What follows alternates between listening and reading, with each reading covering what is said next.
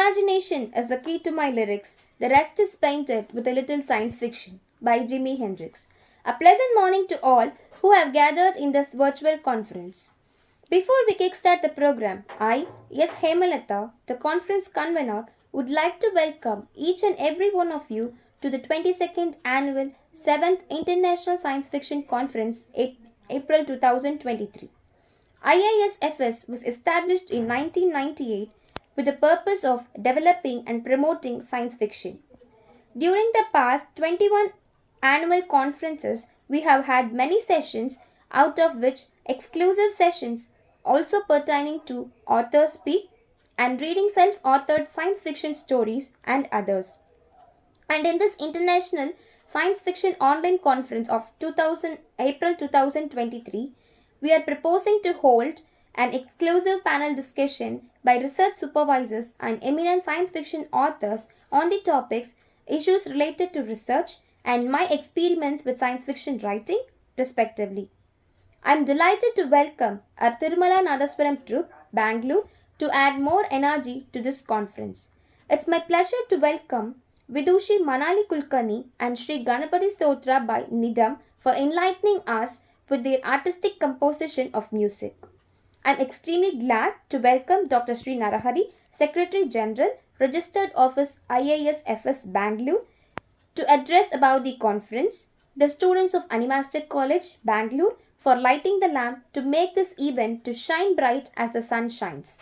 I am happy to welcome Dr. Tarloshan Singh Anand, former professor in English and principal, Gujranwala Guru Nanak Khalsa College, Ludhiana, Punjab State, India. Founder and editor, Literary Voice, a peer-reviewed journal of English studies, presently residing in Canada, who is about to give inaugural address, followed by a keynote address by Mr. Dinkar Charak, entrepreneur and product manager, science fiction author, editor, publisher, expertise in entrepreneurship and product management, conducting basic particle physics research. He holds a patent in advertising technology, presently residing in Bangalore, Karnataka. Dr. K.S. Purushothaman, former principal, Government College, Krishnagiri, Tamil Nadu, and the founder president of IISFS, who is delivering the presidential address and also releasing the proceedings of this conference. I also feel blissful to welcome our anchor persons, chairpersons, distinguished guests, life members, moderators, media persons, members of the executive committee, members of the technical team, members of the organizing committee, office bearers, observers, and science fiction fans for this great 22nd annual 7th International Science Fiction Conference 2023. I hope this conference will give us enormous knowledge on science fiction studies. Thank you. Greetings from IISFS. The conference has begun with the auspicious Indian classical instrumental music, Nadaswaram, and the traditional invocation on Lord Sri Ganapati, who would bestow us for the smooth conduct of the event. Student community occupies the center stage in organizing the event. Hence, they would light the lamp as a symbol of taking us from darkness to light. Dr. Talochan Singh Anand, the eminent literary figure who is currently in Canada, bringing out literary voice as a chief editor, will be delivering the inaugural speech. Mr. Dinkar Charak, the science fiction writer, critic, editor, and webmaster of Adbud.in, will be delivering the keynote address. Dr. Purushothaman, the founder president of IISFS, will deliver the presidential address during this conference, that too in this inaugural session. Dr. Purushothaman, the founder president of IISFS, will deliver the presidential address during this inaugural session. We have had more than a dozen thematic sessions in each one of the past 21 conferences organized by us. During the day, this ongoing conference, we are focusing on two menus, namely mega panel discussion on issues related to research and my experiments with the science fiction writings involving a dozen and a half panelists in each one of the groups. It would be followed by paper presentations on varied topics and self-authored reading sessions, which will all center around science fiction. This brings us to the distinction between science fiction and other forms of writings. In this regard, Science Fiction in the Real World, 1990, by Norman Spinrad, distinguishes science fiction from other forms of literature as historical fiction is about the past, contemporary fiction is about the present, science fiction is about the future. Isaac Asimov observes that the future has not yet arrived and suggests that science fiction could shape the future as we desire. Alvin Toffler observes that science fiction could lessen the future shock in his work during 1972. In a work of 1972, Future Shock, Alvin Toffler observed that science fiction could lessen the future shock. Focusing upon one of the ways of defining the genre, Theodore Sturgeon defines science fiction story as a story about human beings with a human problem and a human solution, which would not have happened at all without its science content. In lieu of the above view, the common denominator of the Indian science fiction stories in the anthologies beginning with It Happened Tomorrow, 1993, edited by Balponke, to recently published The Silver Lining, could also be labeled as anthropocentric. In the light of the study of the change in the attitude of human beings with the advent of science and technology, let's now consider the relationship between man and machine. Machines could be slaves, equal to man, and it could be the master. Human masters face no conflict if the machine serves them as per their command. There is a news that the robot teacher teaches physics, chemistry, and mathematics flawlessly at Indus institutions in Bangalore, India. Similarly, Neil Clark, the chief editor of Clark's World magazine, informs us that he has received 500 stories for publication, which are all AI generated ones. The question arises in one's mind how humans could react to the concept of C/F, sci-fi culture, or when machine tries to become human. Will the fate of the machine be decided, as in the case of Andrew Martin, favorite human robot of Little Miss of Isaac Asimov's The Bicentennial Man of 1976? What if the AI becomes most of us?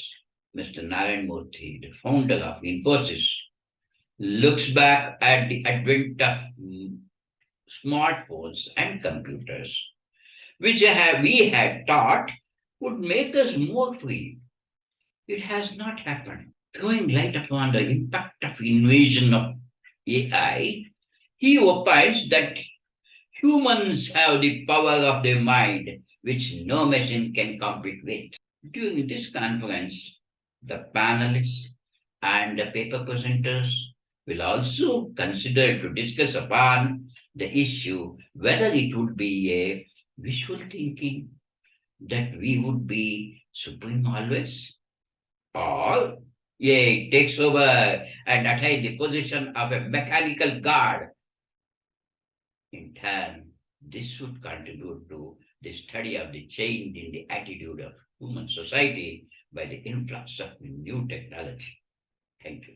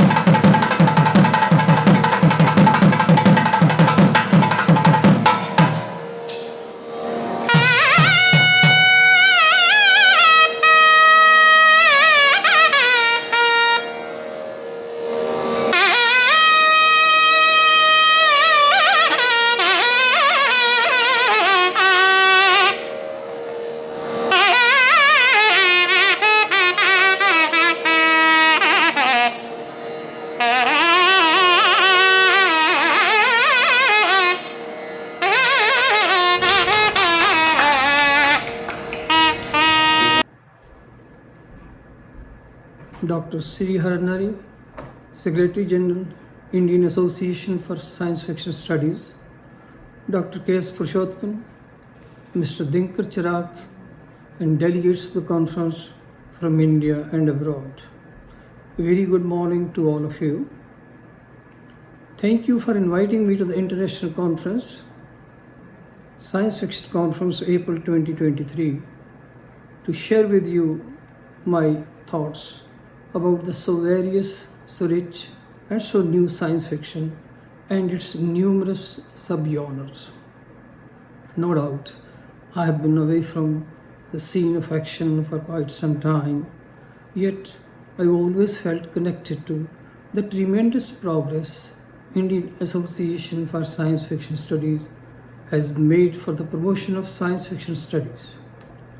Ladies and gentlemen, science fiction is a growing, evolving body of literature with numerous authors, styles, and focus. Though, with the dawn of 20th century, space travel, time travel, utopias and dystopias, and encounters with alien beings were its major themes. It is a genre of speculative fiction that typically deals with the imaginative and futuristic concepts as advanced science and technology, space exploration, time travel, parallel universes, and extraterrestrial life. Science fiction has come a long way, and like rock music, science fiction has numerous subcategories. Soft science fiction is not new, but the definition is newer. Soft science fiction doesn't deal with the hard techno stuff, but concentrates on people, societies, psychology, and intrigue.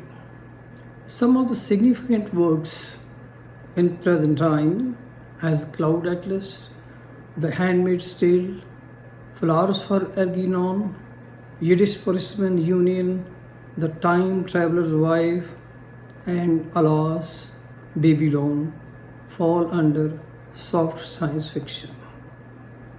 Likewise, you can club half of Stephen King in this slot. Representation of minorities is growing in science fiction. The huge influx of stories being translated from other countries offer a refreshing break from the conventional stereotype narratives. With the doomsday clock ticking down the moments to an expected sixth mass extinction, climate science fiction may be the most relevant wave of stories to hit the shelves and can fully include apocalyptic virus stories as evident in the writings as State of Fear by Michael Crichton, New York 2140 by Kim Stanley Robinson, The Overstory by Richard Parrs, Oryx and Crake by Margaret Atwood, The Bone Clocks by David Mitchell, and Flight Behavior by Barbara Kingsolver. Science fiction often explores the potential consequences of scientific, social, and technological innovations and critiques various aspects of modern society, such as the impact of technology on humanity, the role of science and scientific progress, the relationship between humanity and the environment, and the nature of humanity itself. It often raises questions about the future and potential consequences of current trends in technologies such as artificial intelligence, genetic engineering, and biotechnology. Additionally, science fiction often explores the nature of power, governance, and politics in future societies, as well as the potential for conflict and war in a technologically advanced world. So, what does make the speculative narrative so relevant to the contemporary times? In fact, science fiction is relevant, very much relevant to the present time for a variety of reasons. One of the primary reasons is that it allows us to explore and imagine the potential future implications of current scientific and technological developments. This can help us to think critically about the impact of these advancements on society and to consider the ethical and moral implications of the new technologies. Additionally, science fiction can serve as a form of social commentary, highlighting the flaws and inequalities that obtain in current times. Science fiction can also be used to inspire people, especially young people, to pursue careers in science, technology, engineering, and mathematics STEM fields. Many science fiction works feature strong, intelligent, and capable characters who use their scientific knowledge to solve problems and make a positive impact on the world. Never ever forget, science fiction is an entertainment genre that can be enjoyed by people of all ages, and it has a large dedicated fan base. It has also been a major source of inspiration for many other forms of media and pop culture, including video games, films, and TV series. Ladies and gentlemen, my association with Indian Association for Science Fiction Studies goes back to 1988, as its founder's chairman, Dr. K.S. Purushottam, and I were fellow researchers and often interacted with each other in the precincts of the then American Studies Research Center, Hyderabad, and at various academic seminars and conferences organized in various parts of India. When I was president of the Indian Association for American Studies during 2002-2004, Dr. Purushottam was part of my team as an EC member, treasurer, general secretary, and eventually national president for 2 terms. His academic vision brought into being what you see today as the Indian Association for Science Fiction Studies, which has a global presence of science fiction scholars, writers, students, and scientists for the promotion of SF studies. This, dear delegates, is the defining point for IASFS, probably the only academic organization dedicated to the promotion of science fiction, and your colorful, large participation attests to its growing stature under the inspiring leadership of Dr. Srinarahari and Dr. K.S. Purushottam. At this moment, a sense of nostalgia overtakes me, and my mind travels back to 2003 when I had attended the 6th IASFS conference at Veloor Institute of Technology, Veloor. The memories of the grand academic get together are permanently etched on my mind, and at this advanced age, I recall giving a young PG student cash award for her wonderful maiden science fiction story. I'm glad to know that the lady is now a PhD and an assistant professor in a reputed college in Veloor. I'm informed that apart from paper presentation in the present conference, there will be two panels of research supervisor and science fiction writer. This is what distinguishes this in conclave from the rest of the academic conferences. Such interactions enable young scholars and aspiring writers to get into the science fiction stream. I'm told that in the previous conference there was a session Research Scholars Speak. Evidently, IASFS is the only academic body of its kind in India which is attracting more and more of aspiring academics and writers, and that is a good omen for the future of science fiction studies in India. In my own modest way, I have encouraged science fiction publication in Literary Voice, the journal being edited by me for more than 2 decades. Today, I feel pleased and honored to inaugurate International Science Fiction Conference April 2023. Hope and pray the intellectual interactions during the course of the conclave would further enrich awareness about how science fiction negotiates human dilemmas and offers solutions. Thank you very much. God bless.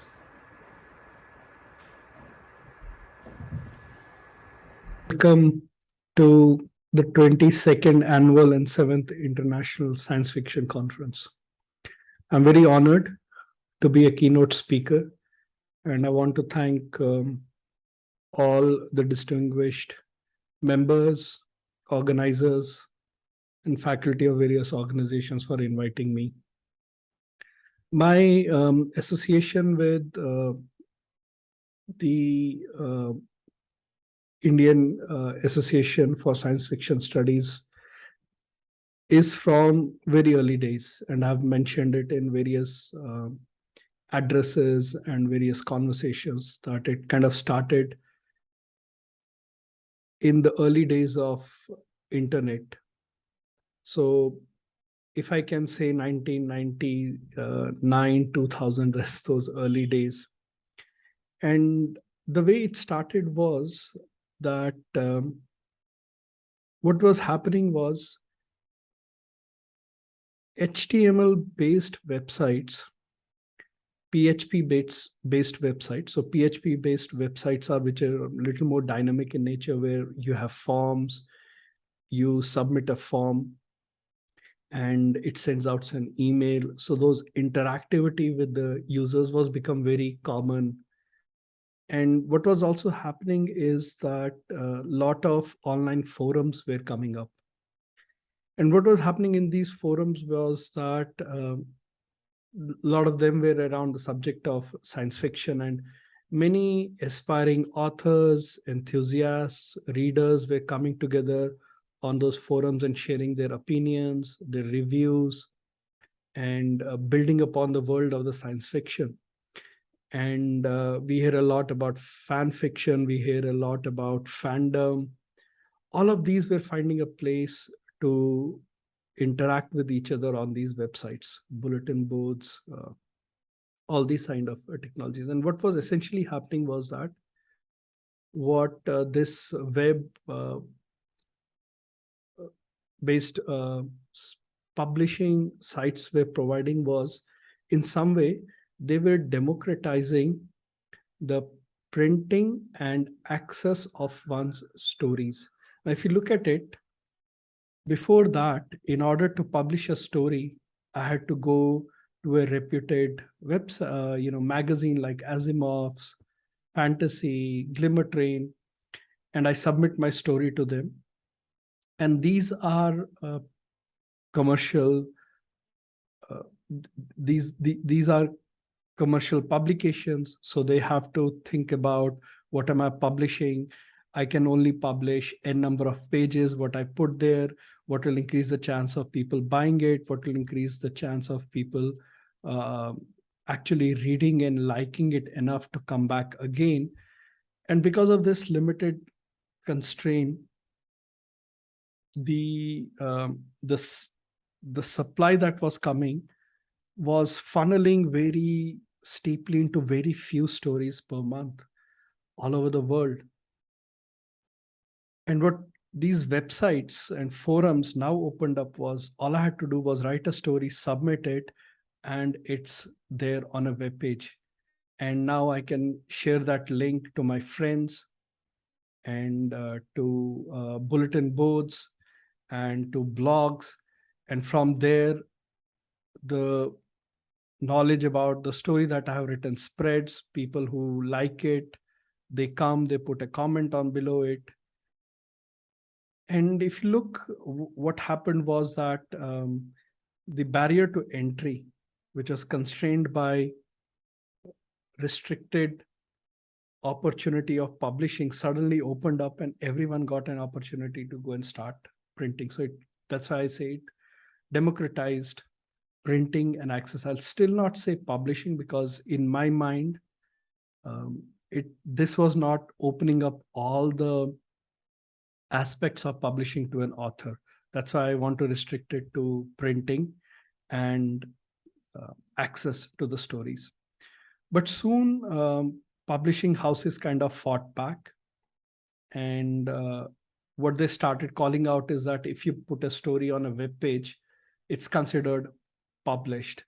That means we will not publish it because we do not republish. We only do the first publishing.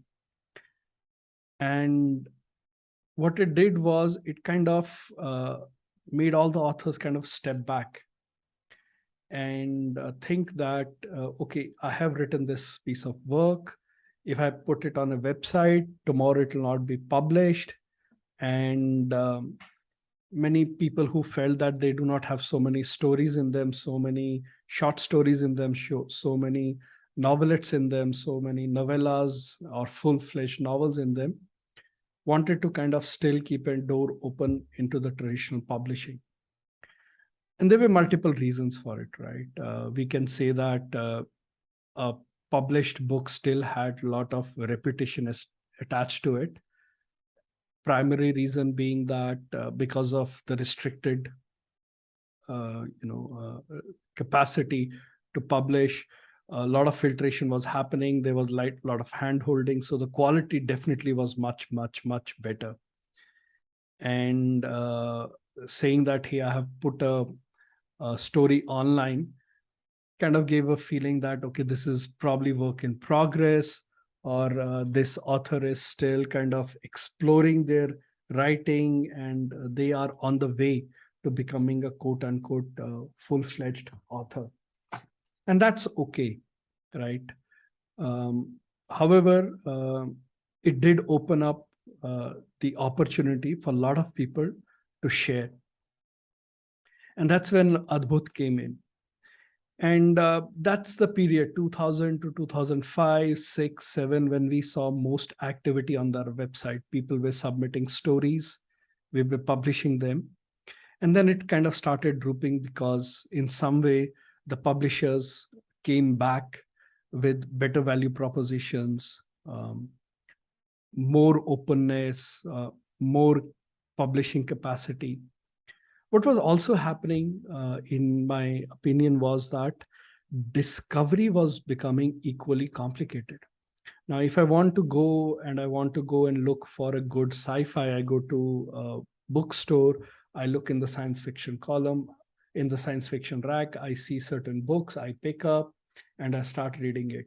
If I'm very choosy, I'll take time in deciding. If I'm a vociferous reader, I'll probably go 111 and read as many as possible. Now, suddenly, there are so many websites, there are so many personal blogs, content is everywhere. It became very difficult to look for it. And that discovery became an uphill task. Now, think of it. Do I want to spend my time reading a science fiction, or do I want to spend my time searching for possibility of an awesome story that will change how I think, which will give me a new insight into humanity, a new adventure? With that possibility, do I want to spend a lot of my time discovering, searching? And that became a big problem. And I think that was one of the reasons why publishing on the web became very unpopular. So multiple reasons, right? Publishers said that, this is publishing, we will not republish. The tag of amateurish, work in progress, people trying out different idea before they invest a lot of time into building that idea into novel. And also, everyone was writing everywhere, and where does the user find this new content? All of these reasons kind of led to the decline, and that's what we saw with Adbhut also. But in past few years, something else happened.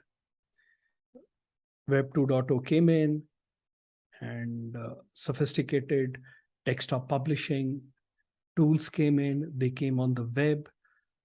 Web-based application exploded. The possibilities exploded, and self-publishing became a viable business. And it created up a whole new opportunity for sci-fi authors. Now think about it. Earlier, I was saying that what these websites were doing were giving an opportunity to print and make it accessible through URLs. You can share it to everyone. Hey, go look at it.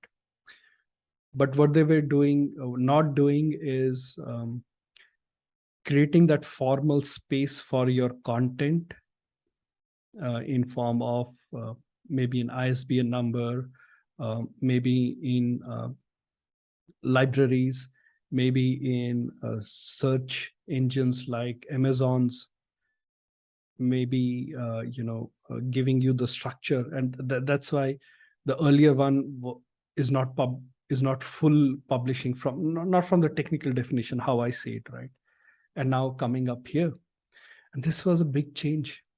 Now, a few days back, I was at World Book Fair in New Delhi, and I was walking through stall after stall, and the number of self-publishing houses was amazing. So many of them. Now think about it. There are, and I was doing some, just very elementary research, primary research, not thorough, quick Google searches, 30, 40 self-publishing houses that are very popular in India, the most. And when you go and look up around 400 or 500 authors who have written science fiction books on those. Now imagine in India today, there are at least 500, very conservative, and very quick Google search results. I'm sure these numbers have been more staggering. There's so many authors who have written so much of science fiction and put it out there. Now, it's become relatively easy. You can go on Amazon, you can search. The barrier to entry is that it's still, the author still incurs a cost. So it's not like a copy, paste, click. So there is, and if someone is investing, they're looking at the content, they're looking at the quality. There's a lot of self checks happening before they're publishing. So definitely the quality is much higher than website posts. And I was thinking, now I was, this conference was also in my mind. I'm thinking that various English departments all over India, how are they reacting to this? When you're doing your research, you're doing your PhDs, you're doing your studies, are you falling back on the famous authors, the Asimovs, Arthur C. Clarke? Or in India, are, our leaders in sci-fi writing, Dr. Jantikar, are we just going back to those?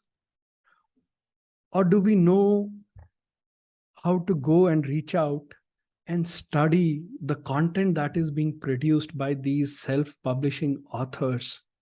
How do we know that their content is good or not? Now, someone was published, has written multiple books, got very good reviews, people have read it. That way of judging someone being a good writer, had written a good sci-fi, suddenly does not make sense, because here there is a huge chunk of people who are experimenting with their writing, and there is no one who is going and looking at it and trying to figure out what are the patterns, what are these sci-fi authors writing about, what are these sci-fi authors using as their new set of uh, tools or cliches or sci-fi thoughts that they are bringing in. What is happening in this whole world? This whole world has exploded so much that I don't know who is going and reviewing them. The reviewers, the researchers, are they still going back to the old limited set because it's limited, it's well understood, and that's where we are? Or have we created the research tools to scale our research to this new whole world?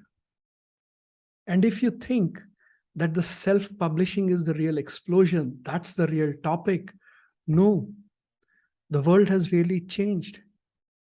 That is not the real scale. I want to show a demo to you. Let me share my screen. This is a website called notion.ai. And what this website allows us to do is to make notes. So let me create one note and I'll say start writing with AI. Right. And I want to write a creative story. I want to write a creative story about, let's say, neutrinos accelerator in space built by ISRO. Let's see what the AI has created.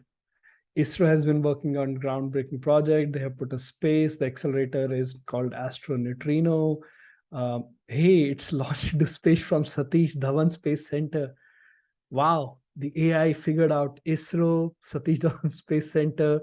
It's orbiting at the height of 500 kilometers. A team of scientists are working on it. They held their breath. The first sign of activity, they were all very excited. For a month, they worked tirelessly. The discovery, itself, and discovered that neutrino could change their identity. A phenomenon. This is scientifically accurate. Neutrinos do change their flavors. Tau, neutrinos, they kind of oscillate between three states. Wow. The team achieved something remarkable. They had built a neutrino and brought humanity once for the universe. That is so great, right? And now let's say I want to take this story a little further. However, they had not considered the toll on human biology due to proximity to the new. And then what I do is I ask AI to continue writing. The potential harm could cause was a major concern that had been interradiations. They developed shielding, safety, sure. Let me say one more thing. Continue writing. They carefully monitored the effect of the harm their body, advancement of science. I can keep on doing this. I can keep on doing this. Rahul was the first victim of this mutation syndrome. Yeah, let's do that, and let's see where the story goes now. Well, they all there focused on mutation, renewed hope and caution. There was a story, and if you look at it, right, what is happening is that now this is the real scale. Now, essentially, what has happened that I'm now starting to grasp, and I don't know how many of you are thinking about it. I know in our group we talk a lot on our WhatsApp group. We talk about Chat GPT and its repercussions and everything. But when I step back and I look at it, the connection between technology and sci-fi has now reached another dimension. Technology is not just a participant in a science fiction story. Technology is now shaping the science fiction world. It's almost like science fiction authors with their creativity controlled technology and said, this is what the technology of future will do. The roles have reversed. The technology is now saying, this is, hey, author, this is what your sci-fi is going to be. Is that the future? Yes, I totally believe that. What does that mean? Let's take the legal example. The story that I wrote, is it now co-written by the AI? Is it still my creativity? Yeah, I did give it directions. I did write those leading sentences. I was taking the story in certain direction, and if I don't like it, I'll say start over again. So I am in control of the narration, I'm in control of the story, but I'm not really writing it. And in real life, if this was happening, this is called, either I had a ghost writer, I was writing a, I'm a very, public figures do this all the time. They're very busy, they're going out, they're talking to people, they don't have time. So they have this person, they keep on giving these snippets of their personal life to this person, and the person is writing the full story out of it. And they put the name, right? Autobiography of this person written by this person in collaboration with another journalist. Now, is this story co-written by AI? Which AI? Notion.io? Notion.ai? No, in the background, they're using some other technology. Maybe they're using Chat GPT. With that, no, actually, in the background, they're using a technology called GPT. Well, no, actually, in the background, it's using another technology based of transforming, which Google started. Now, what level is this? With whom am I co-write? Let's say I release the story and I do not mention, and tomorrow someone comes. You cannot put this story into some Google and see if someone else has written it. Every line is created then and there, and it's original. Let's say if somehow someone figures out that I wrote it in collaboration with, and I did not attribute it, will it become a scandal? This novel is not written by Dinkar, but this novel was actually written in collaboration with sci-fi, right? Now, in this world, essentially what has happened is that good writing has been made a commodity. Think about it. What is valuable in this case, what is my contribution as an author, is the idea, the story behind it, the directions, the twists, the turns, the climax, the building up, the creative side of it, and then writing paragraphs, expressing it. That's all commodity. Any tool can do that. So essentially, the language and good writing is now a commodity. There's nothing special about what I'm writing, because everyone seems to be using this. And like, now step back, what does in that scenario a good sci-fi look like? Is good sci-fi well crafted words, sentences? Well, my AI was better than yours, so I have very well crafted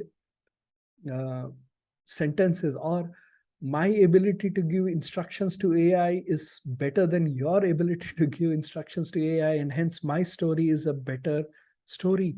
Is that the new definition? But it's all about AI. So what is a good sci-fi of a future look like? The one that has that awesome root idea, something which is just written by human, not in collaboration. Now, I was using, while I was typing, I made a lot of typographic errors. I was taking help of spell checker. If an author is using spell checker, would you say that, oh, this person used technology? compared to the other person who did not have spell checker, who used a typewriter. So is that story better than this? Was that a genuine content and mine is an assisted content? To me, this is just an extension of spell checkers. And I'm also thinking that, let's say I have, I'm very busy, I cannot read 1,000 pages. Maybe when I write a novel for that persona, it's a 100-page story, or it's a 50-page story where the whole story is told very succinctly to the point. But for another user who likes, to read very long form world building, paint me the whole picture, build a world for me, that person gets a 2,000-page version of my novel. Same story written by me. Depending upon how you want to consume it, you get to read different things. Is that the future? Now think about it. Websites allowing me to print it and make it available.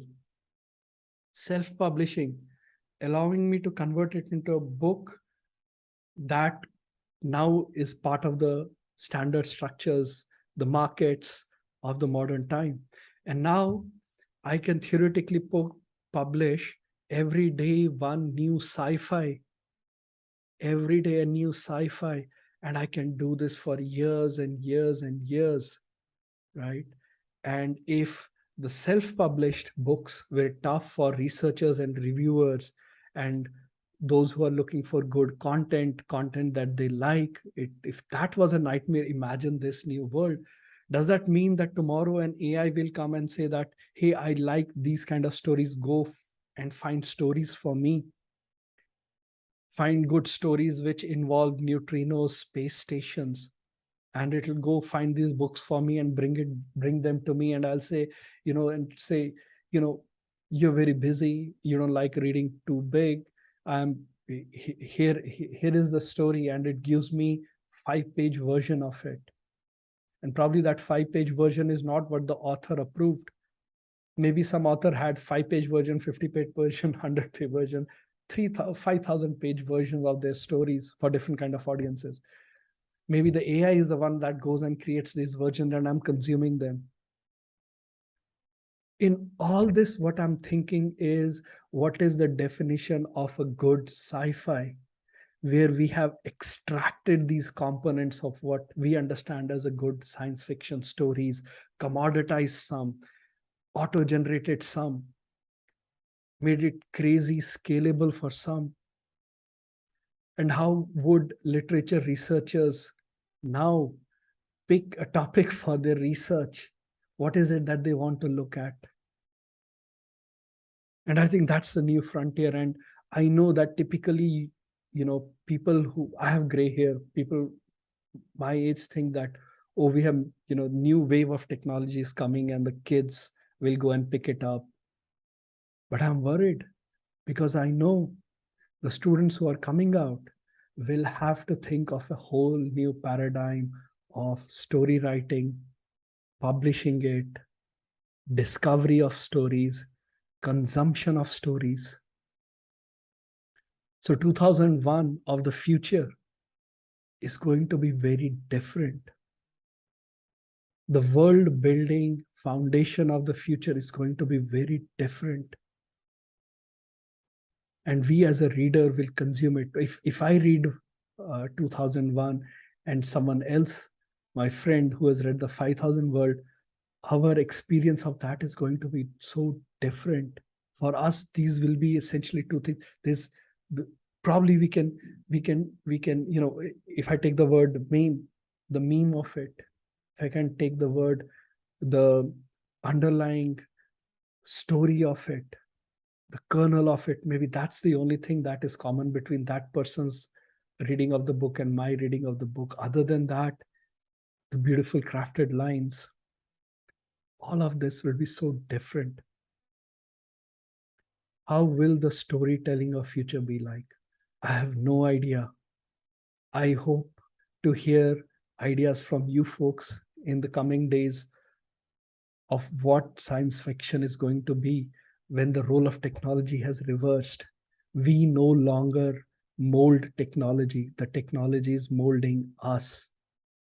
And what is technology molding us into? I have no idea. But honestly, I'm very excited. Maybe it's the techie inside me. I'm so excited. I'm so excited about the possibilities, the combinations possible, and the true test of good quality. Whatever form you listen to it, whatever form you read it from this person, that person, a summary, because not everyone has read the same 2001. A lot of people have heard about it from other people, from another person. We already are consuming the same idea in different forms, and now good sci-fi will get consumed in so many different forms. And the good judge of a good sci-fi would be what stays behind. In my mind, what comes as a recall in my mind when I'm discussing it with others. What is left behind by a sci-fi will define if it was a good sci-fi or not. I hope this was of some interest to you, and it does provoke some thoughts. And I wish the organizers very well. And again, thank everyone for inviting me and listening to this patiently. Thank you, everyone. Bye-bye. Good morning, everyone.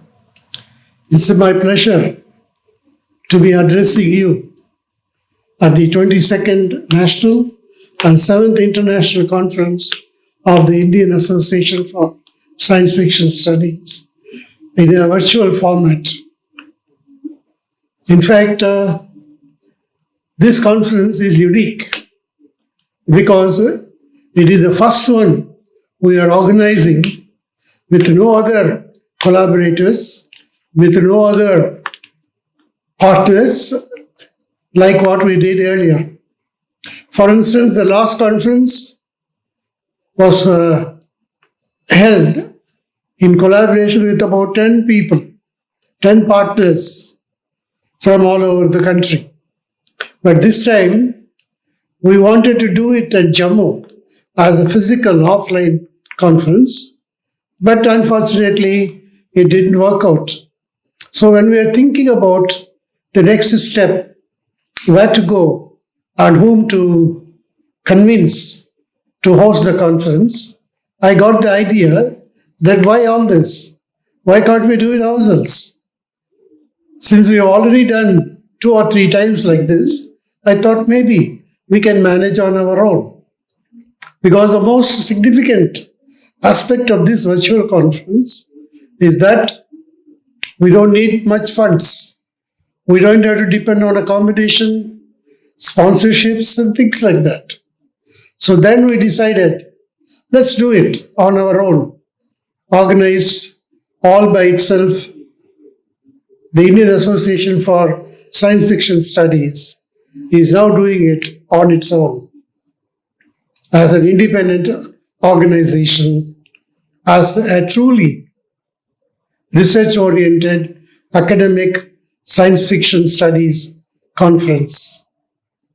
And what is special again is that, unlike the previous other conferences, where the papers were more significant in number and the panel discussions were much less, this time we are given a sound preference for these 2 panels.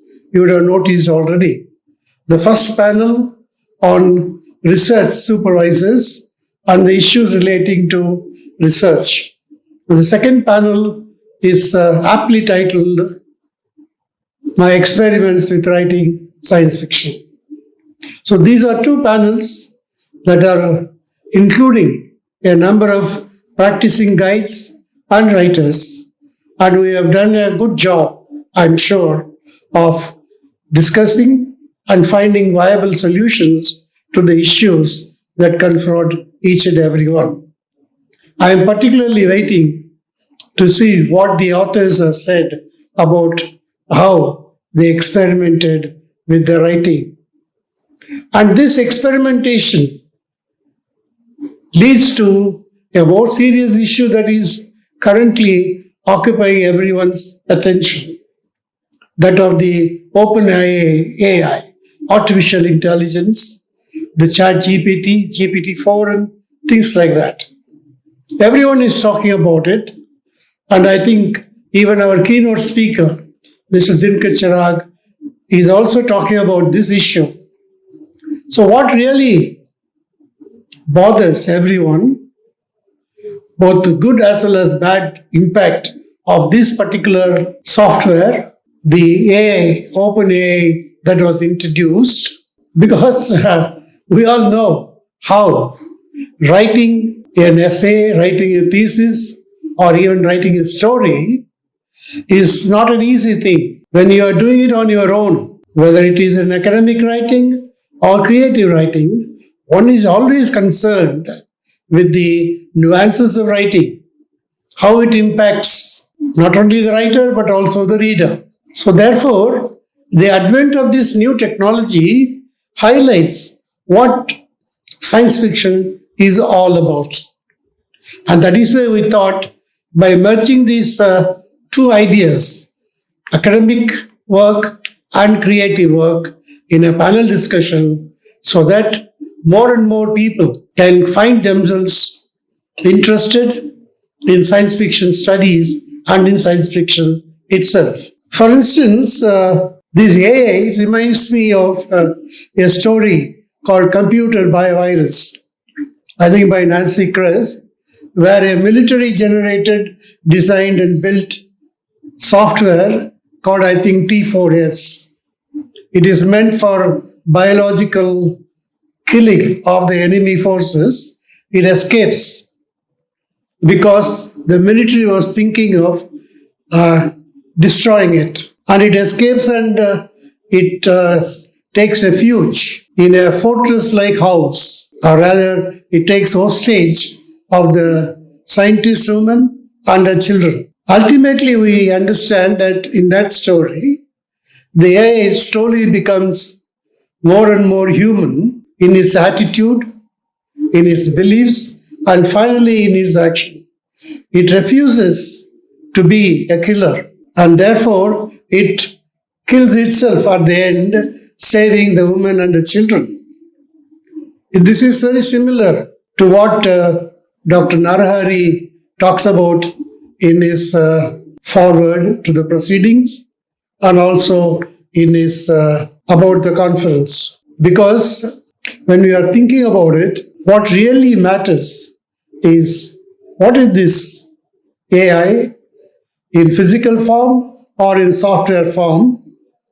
In physical form, it is the robo, and in its soft form, it is the software, which is not visible but only a program. But the robo is visible. So in that sense, if you see the famous story by Asimov, Bicentennial Man, which defines what is human as something that is mortal, whereas a machine or a robo is immortal. So therefore, the machine which becomes sentient, becomes creative, and wants to become a human, ultimately, voluntarily dies. Death, therefore, is one of the defining factors of humanity. Therefore, under the circumstances, such death to be given or ordered by one human against another through a machine or a software is not possible and not desirable.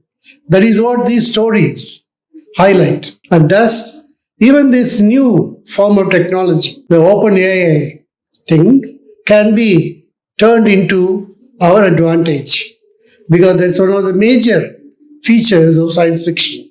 It highlights very clearly through its creative examples, illustrations, and narratives. It talks about how science, which is a double-edged sword, can be used both positively and negatively. For example, we remember what is this Manhattan Project, which designed and built the atomic bomb that ended the Second World War. So from then onwards, we had great fears of a third world war, which can be nothing but a nuclear war. But now all that has become past. All that has become into the probably the Neolithic times, because all these hardware are no more important, because what we have today is a very potentially dangerous software. We may call it virus, you may call it a software. Remember the film Independence Day, where a single virus, a computer virus, injected into the alien ship defeats the aliens. So therefore, the technology that is available today is not merely the physical, but it is more subtly and more dangerously the software. And what is important and what is even more paranoid is that this software is invisible. Not many understand it, not many know it, like our unfortunate coronavirus. Of course, even this corona pandemic, has brought about a change, a very positive change. For example, it became our habit to communicate by telephone, by mobile, by video calls, and things like that. And we continue to do it even today. And one of the most obvious examples of that is the kind of virtual conferences that we are holding. Earlier, we used to have webinars. So it's not very popular and not very much on the anvil. But after the corona experience, it has become a habit for us to have meetings, conferences, conventions, seminars through the virtual mode. So that way, this is simply a very interesting and a significant move on the part of the IASFS. I still remember the difficulties that we had in organizing a physical conference, because one of the major things about holding a physical conference earlier was funding. There used to be a time when funding was not a big problem, because there are many organizations in the UGC or through the government or DST, etc., that were available for various seminars and conferences. But of late, all that has dried up, and we find it very difficult to find funding for these kind of activities. Under such conditions, evidently, what we are doing today is the best thing. For example, we learned practically that in the previous, the one earlier to that at the Bangalore University, we were able to organize a virtual conference with very little expenditure by bringing a Nobel laureate, and thanks to the Vice Chancellor of the Bangalore University then, they were able to fund him. We were able to hold an extraordinary conference which involved all the 58 departments of the university. And the next time we did it, we had 10 organizations brought under our umbrella, science fiction studies, and we had an equally wonderful conference last time. But today, what we are going to see is a more simpler, more easier, and a more manageable affair in this 22nd and 7th International Conference. And please note that this kind of a virtual conference can be extremely useful, particularly for research scholars, as well as aspiring writers, to learn more and more through interactions at similar conventions and seminars without studying out of their locations. For example, here I am at Vellore, Dr. Narahari is in Bangalore, and you all know Dr. Anand is in Canada, and all this. There are so many of them around all over the world, and we are all sitting here listening to all this and seeing each other.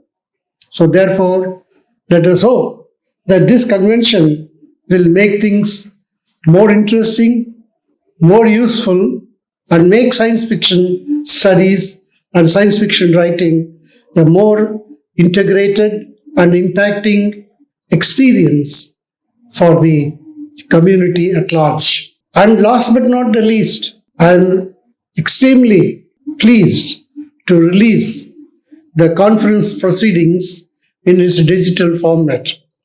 You will find the cover page of the proceedings for you to see after this, and the entire proceedings will be available in its digital format at the IASFS website for you to download very shortly. Please have a nice time, enjoy yourself, and learn as much as possible.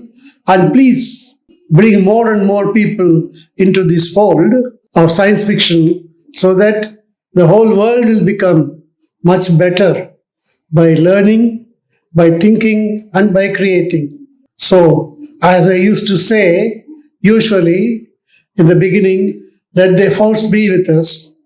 And now, probably I will say, let us live science fiction as it is today. Let me end with a final statement that was given by Kim Stanley Robinson in one of his writings, that the whole world today is like a science fiction novel that we are all writing together. So if you want to be a novel in its all its references, new as well as a fictional form, let us hope we all write it together so that we will have a good novel, a good world, and good and happy humanity. Thank you. Greetings from IASFS. On this occasion of 22nd Annual 7th International Science Fiction Virtual Conference, April 2023, I would like to thank Dr. Purushothaman for presiding function, Dr. Srinarahari, Secretary General of IASFS, Dr. Trilochan Singh Anand for delivering inaugural speech, Mr. Dinkar Charak for the keynote address, all the moderators, chairpersons, panelists, paper presenters, life members, members of organizing committee, above all, media persons and supporters. Thank you.